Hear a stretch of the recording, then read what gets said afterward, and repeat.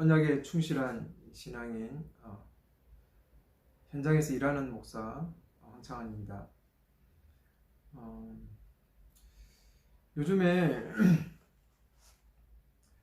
언약에 대한 부분들을 같이 좀 나누고 또 언약에 대한 이해들에 대한 부분들을 말씀드리면서 이 내용들이 귀에 쏙쏙 좀 들어오지 않을 수 있다는 생각이 들어요. 그 언약이라는 어떤 부분에 대해서 그것은 신학생들이 공부하는 것이고 우리에게는 필요 없는, 일반 성도에게는 필요 없는 것처럼 또 느낄 수도 있고 그리고 언약이라는 어떤 이러한 흐름 속에서 성경을 바라보고 이해하는 부분들이 잘 우리 속에 익히 교육되지 않았다라는 생각들을 좀 해보게 됩니다. 그런데 이 언약이라는 부분이 우리에게 참 이 신앙을 제대로 이해하고 우리의 신앙의 방향을 제대로 잡아가는데 참 중요하고 그리고 하나님의 어떤 방향과 계획을 제대로 읽어가는 부분에 있어서 이 언약 신학은 상당히 중요하다라는 생각들을 이번 이사야를 같이 좀 나누고 공부하면서 더 실제적으로 좀 제 가슴에 다가오는 것 같아요. 이러한 언약 신학에 대한 이해도와 또한 그런 방향들을 제대로 읽지 못했던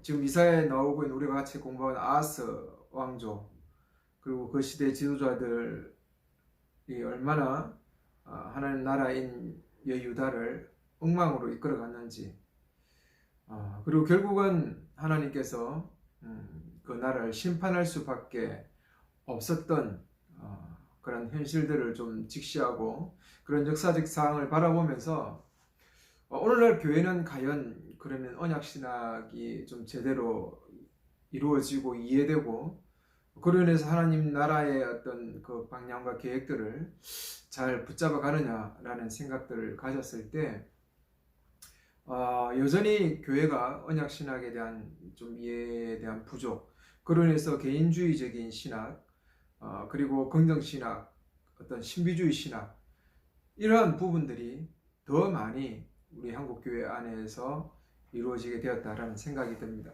그래서 교회가 더욱더 어떤 그 종교로서 좀 더 쉽게 다가오고 복받는 아니면 저주받는 이런 종교로서의 어떤 의미, 내 인생의 의미에 종교를 하나 가짐으로써 위로와 격려, 어떤 또 내세 신학까지 바라보는 이러한 어떤 하나의 종교로 전락하게 된 그 배경 속에 이 언약 신학의 이해 부족이 좀 들어있다라는 생각들을 가지게 됐습니다. 우리가 언약 신학을 좀 더 깊이 있게 한번 기회가 되면 좀 다루어 볼 생각이고요. 그런 부분들을 같이 좀 나누면서 다시 한번 우리가 언약 신학으로 좀 우리 자신들을 좀 더 새롭게 하고 하나님 나라의 백성으로서의 그런 어떤 무게들 그리고 우리가 짊어져야 될 그 어떤 하나님 나라의 백성을 언약 백성으로서의 그 무게들을 같이 좀 고민하고 좀 더 온전한 방향으로 우리의 신앙의 모습들을 갖추어 갔으면 좋겠다라는 생각들을 해봅니다.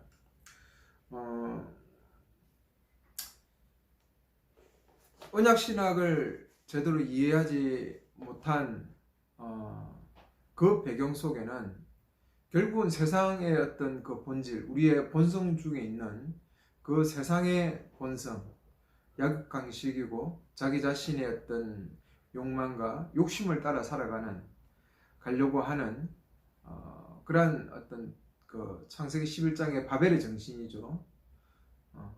그 정신들이 우리의 삶을 지배해서는 안 된다라는 생각이 듭니다. 그래서 날마다 내가 누구인지를 항상 되새기는 것이 필요하고 그것이 기도 중에 충분히 다루어지고 어떤 또 나의 삶을 새롭게 하는 하나의 중요한 계기로서 그 언약 신학이 우리 속에 들어와야 된다는 생각이 듭니다. 나는 누구인가? 언약 백성이다 라는 부분이고, 나는 무엇을 위해 살아야 되는가? 언약 백성으로서 하나님 나라를 이루며 살아가야 된다라고 하는 끊임없는 어떤 되뇌임과 어떤 내 자신의 스스로에게 주는 그 삶의 무게감으로서 다가오는 부분들을 항상 인지해야 된다는 생각이 듭니다.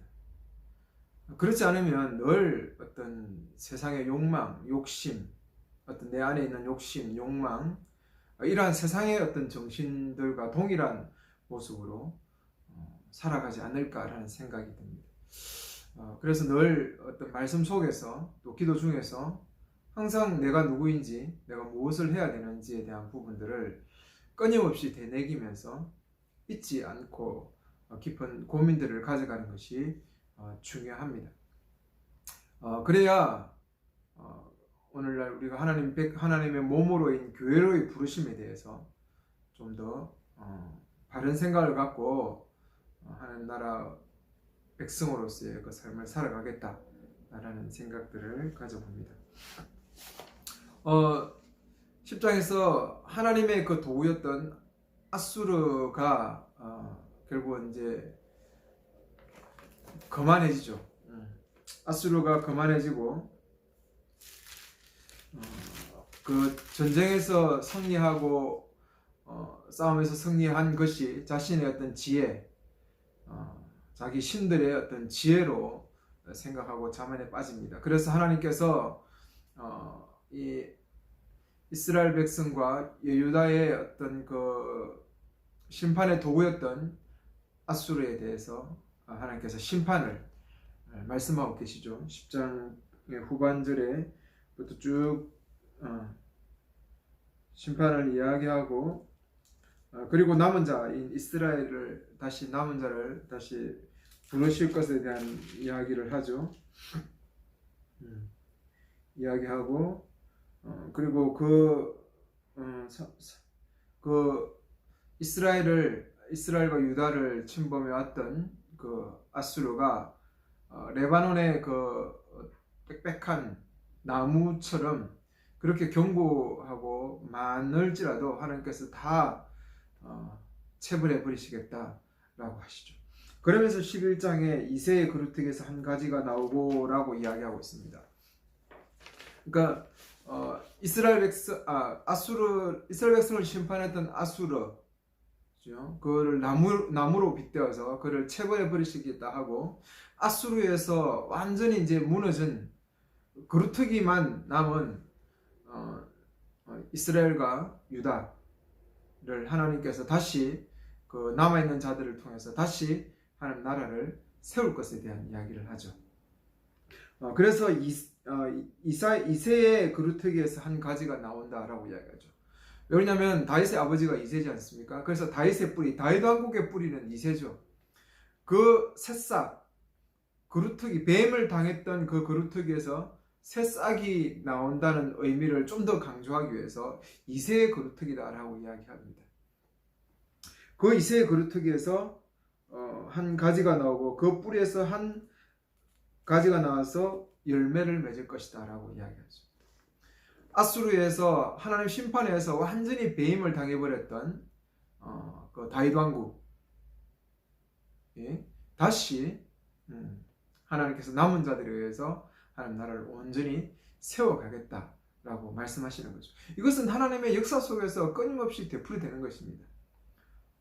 타락하고 무너졌을 때 하나님께서 심판하시고, 그 속에 새로운 자들을 통해서, 남은 자들을 통해서 하나님께서 이루어가시죠.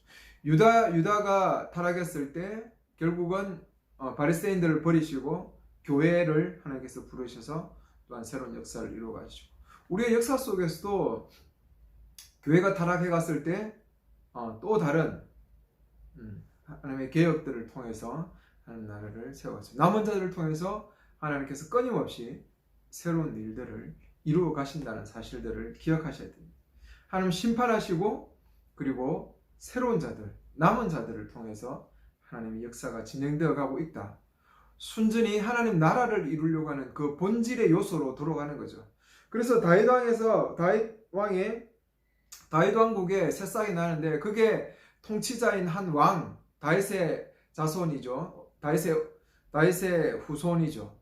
물론 우리 신약에 와서는 이게 메시아라고 생각하지만 그 당시에는 다윗의 왕국에 태어나는 왕의 후손, 특히 히스기야 같은 그런 왕의 후손이죠. 그에게 여호와의 영이 머무르는데 지혜와 총명의 영, 계획과 능력의 영, 지식과 여호와를 경외하는 영입니다. 이 부분들은 철저하게 선한 왕, 그러니까 하나님 나라를 이루기에 의로운 왕의 특징입니다. 지혜와 총명의 영이죠. 지혜와 총명. 지혜와 총명이란 것은 심판하고 재판하는 그런 부분을 이야기하죠. 그리고 계획과 능력이라는 것은 군사에 대한 부분, 군사력에 대한 부분들, 지식과 여호와를 경외하는 것은 이 왕은 특별하게 그 하나님 말씀을 옆에 두고 주야로 묵상하는 자가 돼야 돼요. 그래서 왕의 통치자, 왕은 하나님의 대리 통치자죠. 대리자도 대리자. 그러니까 철저하게 하나님의 뜻에 의해서 움직여야 되는 그런 왕이죠. 그래서 이것은 의로운 왕의 덕목입니다. 이러한 왕을 하나님께서 세우셔서 지금과 다른 아하스 시대에 철저하게 타락하고 지도자도 타락하고 정의도 없고 공의도 없고 바른 판단도 없고 바른 지혜도 없고 군사력도 철저하게 다른 나라를 의존하게 되고 그리고 여호와를 경외하지 않고 우상 숭배, 완전히 하나님 나라와 대조된 그런 아하스 왕과는 다른 철저하게 하나님의 나라를 온전하게 이루어갈 그런 의로운 왕을 세우겠다 했죠. 그의 기쁨은 여호와를 경외하면서 그의 눈에 보이는, 그래서 재판하지 않죠. 그리고 들린 대로 책망하지 않고 의로 재판하지 않고 겸손한 자를 바르게 책망하고 입에 막대로 땅을 치며 입술의 영으로 악인을 죽이죠. 이것은 지금 이스라엘과 유다가 제대로 이루어지지 않는 겁니다. 재판이 불의하게 이루어졌죠. 가난하고 어려운 자들, 힘이 없는 자들 편에 서지 않았죠. 공의와 정의가 없었습니다. 근데 하나님이 세우는 하나님 나라의 그 모습은 공의롭고 정의로운 것이죠. 차별이 없고. 그래서 그의 의가 그의 허리띠가 되고 신실함이 그의 몸이 띠가 되고, 우리 몸에 띠를 띄우면 이 모든 것을 균형 잡히게 해주지 않습니까? 그래서 그 모든 그 의와 신실함이 그의 모든 행동의 중심이 되는 거죠. 중심. 진정한 의와 공의의 띠를 띠고 그 나라를 통치해가는 그런 왕을 세우심을 통해서 하나님께서 이제 온전한 하나님 나라를 회복해 갔을 것에 대한 이야기를 해 가시는 거죠. 그리고 6절에 그때는 늑대와 어린 양과 함께 우고하고 표범이 염소와 함께 눕고 송아지가 젊은 사자 술진사와 함께 있고, 이것이 실제적으로 이러한 모습으로 되어 간다라는 부분들은 물론 의미 있게 다가오겠지만, 그런 것보다는 이 포식자와 그 포식자로부터의 어떤 그 약자들이 하나 되는 부분들이죠. 야국 강식이 판을 치는 그런 세상이 아니라는 거죠. 동물에 빗대어서 이야기하고 있습니다. 어린 나이가 독사굴에 손을 넣고 장난치는,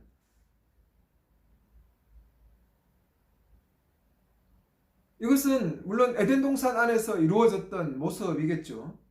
이러한 모습들도 이루어졌겠고, 그 땅도 저주를 받았으니까, 동물계도 저주를 받아서 이런 야국강식의 포식자와 그런 어떤 힘없는 그런 부분들로 먹이사슬로 이루어졌죠.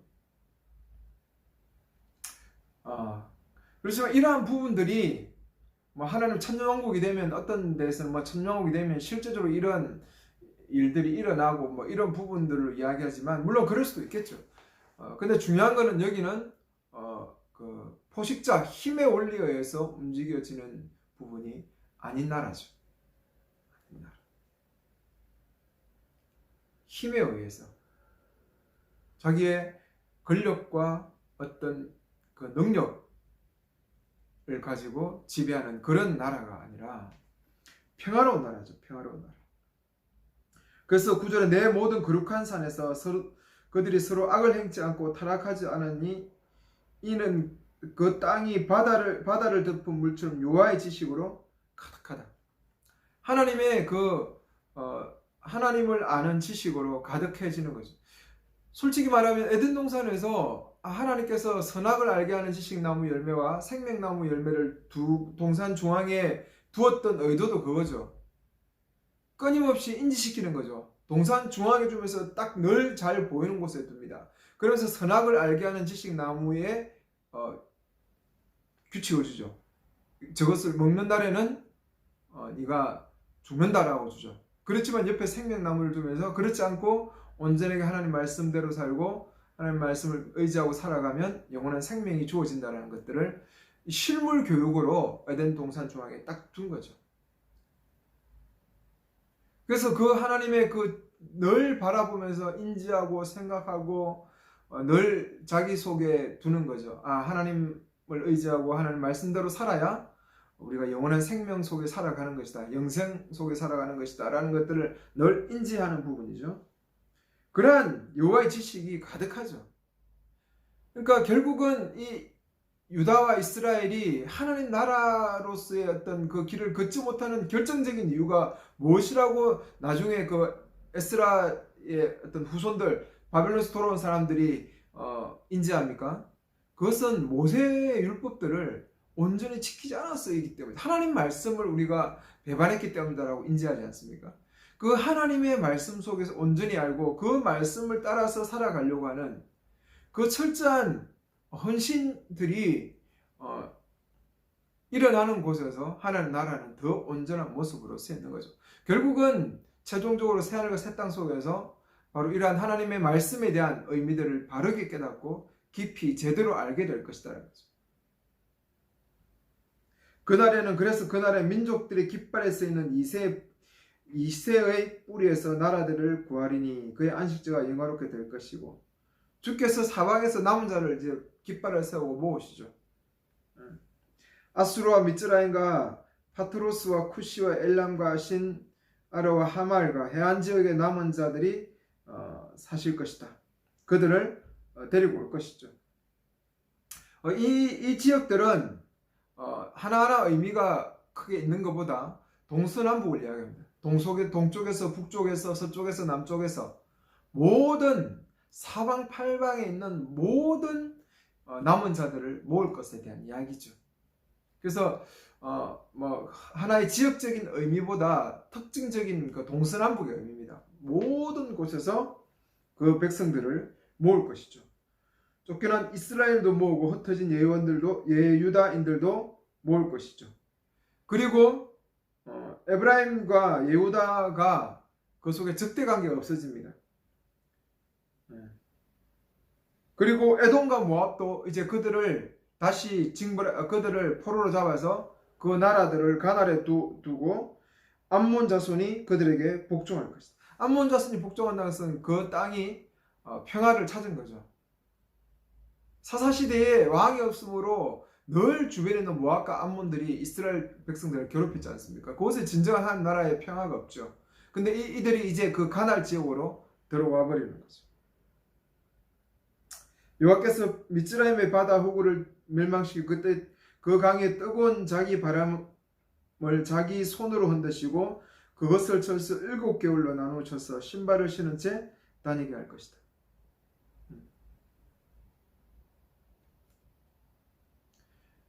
7이라는 숫자는 완전한 거죠, 그죠? 7개를 진짜 나눈다는 것보다 쳐서 하나님께서 그 강을 가르시고 그 길을 다니게 하실 것이다. 그래서 16절에 이스라엘이 미츠라임 땅으로부터 올라오던 날에 이스라엘에게 있었던 것처럼 그 백성이 남은 자에게 큰 길이 있으리니 아수르에서 남은 자에게 큰 길이 있을 것이다. 하나님께서 하나님 나라를 온전하게 세우시고 의로운 왕을 두시고 지도자를 두시면서 사방팔방에 흩어져 있던 남은 자들, 유다의 남은 자들을 하나님께서 이스라엘과 유다의 남은 자들을 하나님께서 사방에서 부르시고 출애굽을 시켜서 홍해를 가르셔서 그들을 가나안 땅으로 인도했듯이 하나님께서 그 심판을 받고 멸망한 그 백성들을 다시 한번 부르시고 회복하실 것인데, 그 속에 누가 이새에서 뿌리가 다윗의 자손 중에서 태어난 왕으로 해서 그런 일들이 일어날 것이죠. 그래서 늘 이스라엘 백성들 속에서 새로운 왕이 태어나는 부분들에 대한 의미가 이러한 의미들을 담고 있는 거죠. 다윗의 자손이라는 의미 속에.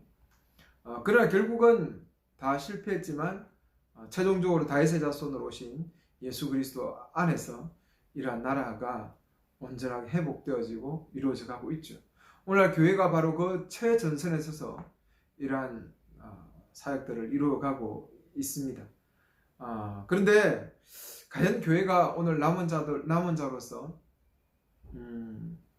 이런 공의와 정의가 온전하게 흐르고 차별이 없는 그런 모습들을 교회가 오늘 가지고 있는지에 대한 부분들을 꼭 한번 생각해 봐야 되겠습니다.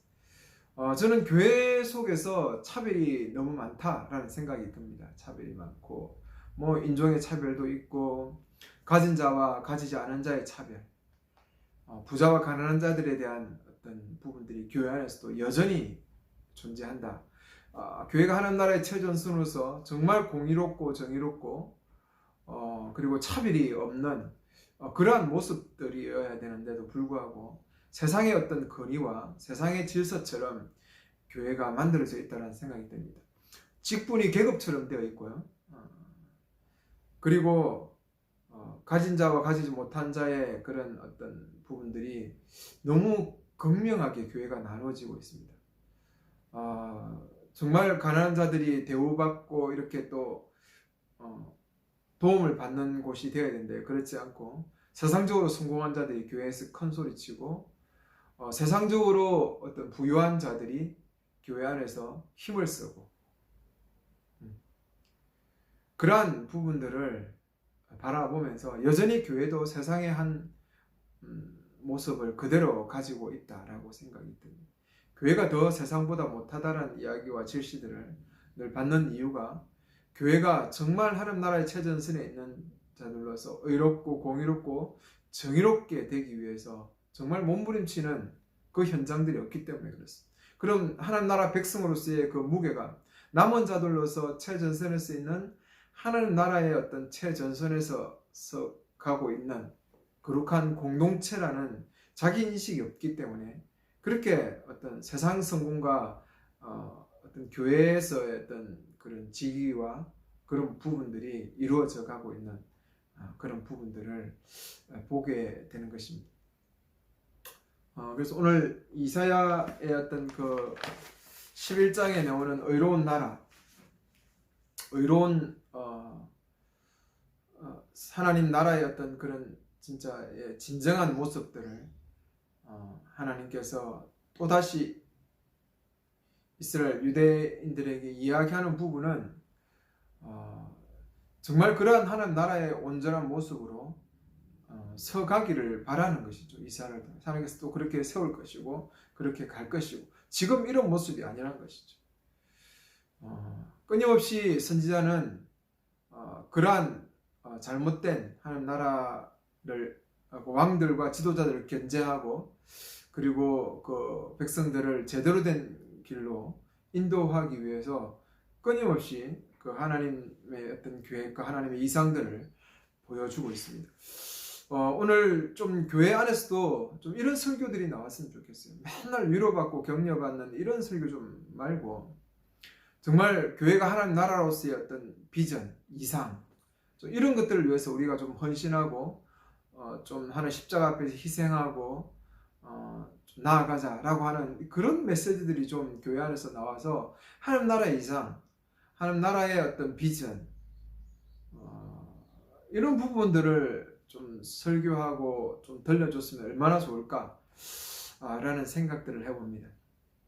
끊임없이 하나님 나라의 백성으로서의 그 자격들을 잃어버리고 철저하게 세상 정신으로 살아가는 그 이스라엘과 유다를 향해서 이사야는 오늘도 하나님 나라의 이상을 보여주고 있고 그 의로운 왕의 덕목들이 어떻게 해야 되는지를 또 보여주면서 하나님께서 온전하게 세울 그 최종적인 그 비전과 이상들을 꿈꾸고 소망했던 것들을 바라보고 오늘도 여전히 그 소망 속에서 우리가 좀 더 기도하고 그 하는 나라의 어떤 이상적인 비전을 바라면서 기도하고 소망하고 또한 성령의 충만을 입어서 우리가 또 그러한 공동체들을 우리의 삶에서 이루어내는 그런 하는 백성으로서의 언약 백성으로서의 삶이 되었으면 좋겠습니다. 감사합니다.